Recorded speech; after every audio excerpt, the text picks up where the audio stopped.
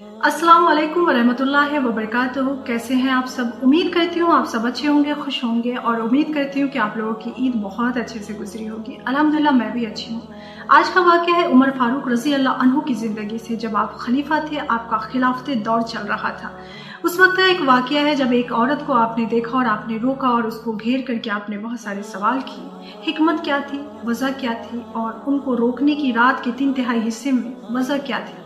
चलिए इस बात पे गौर करते हैं और इस वाक़या को पूरा सुनते हैं। वाक़या पूरा सुनिएगा। नेक बातें सुनना, समझना और उस पे अमल करना सवाब का काम है, और नेक बातें इसीलिए सुनाई ही जाती है कि इंसान उस पे अमल करे, उससे कुछ सीखे, है ना। तो चलिए वीडियो को आगे बढ़ाते हैं। वाक़या कुछ इस तरह से है कि उमर फारूक रज़ी अल्लाह अन्हु जब खिलाफत दौर में थे, आप खलीफा थे, तो आप लोगों की मदद किया करते थे। आपका ये भी हाल हुआ करता था कि जब आप मदद करने के लिए माले गनीमत लेकर के लंबी सफ़र पे निकल जाते तो महीनों आप सफ़र करते, इस उम्मीद में कि काश हो सकता है कोई बंदा अल्लाह का मेरे इंतज़ार में हो और वो चाह रहा हो कि अल्लाह का कोई बंदा आए और मेरी ज़रूरत को पूरा करे। इस सोच में आप महीनों सफ़र करते। आपको पता नहीं होता कि सफ़र पे आप जा रहे हैं तो आपको घर मिलेगा कि नहीं, आपको लोग मिलेंगे कि नहीं, लेकिन फिर भी आप सफ़र में मशगूल रहते। इसी तरह का आपका दौर गुजरा। आप अपने चेहरे को भी बदल लेते, आप अपने गेटअप को, अपने पोशाक को भी बदल लेते, आप अपने चेहरे को छुपा के भी लोगों की मदद करते। उसमें सिर्फ इस्लाम और मुसलमान नहीं होता, गैर मजहबी लोग भी होता जिस तक आप मदद पहुंचाते, जिस भूखे को आप खिलाते, और आपका दौर ऐसा ही गुजरा।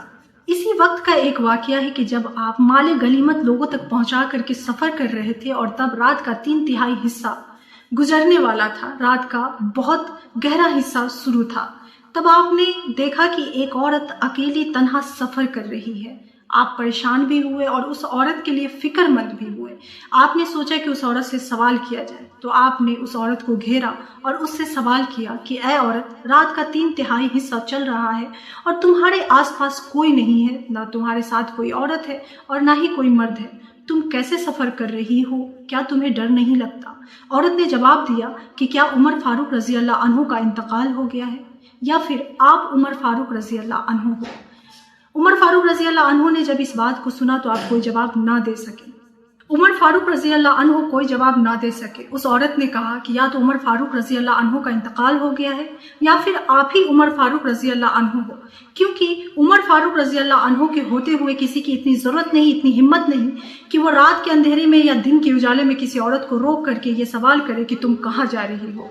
ये हिम्मत है ही नहीं किसी की। या तो ये हिम्मत उस इंसान की हो गई है कि उमर फारूक रज़ी अल्लाह अन्हु का इंतकाल होने के बाद किसी इंसान में ये ज़रूरत हो गई है, या फिर आप खुद उमर फारूक रज़ी अल्लाह अन्हु हो जो मुझसे ये सवाल कर रहे हो, जिसके अंदर ये हिम्मत है। कुर्बान जाइए ऐसे शख्सियत पे जिसके होने के बाद औरतें इतना खुद को महफूज समझती थी। इस वाक़या से हमें सीख मिलती है कि जिस तरह हम अपने माँ बाप की इज़्ज़त करते हैं, अपने बहनों की इज़्ज़त करते हैं, उस तरह मुआशरे की हर लड़की की इज़्ज़त करें। जिस तरह हम अपने बहनों की हिफाजत करते हैं, अपने माँ और बाप की और घर के लोगों की हिफाजत करते हैं, उसी तरह से हर मुसलमान पे ये फ़र्ज़ किया गया है कि वो अपने मुआशरे की औरत, मुआशरे की लड़की और हर उस औरत की हिफाजत करे जो उसके सामने से गुजरे और जो उसके करीब आए या फिर उससे जुड़े और उसको भी कंफर्ट फील कराए। उम्मीद करती हूँ ये वाक़या आपको बहुत पसंद आया होगा। उम्मीद करती हूँ इस वाक़या से आपने बहुत कुछ सीखा होगा।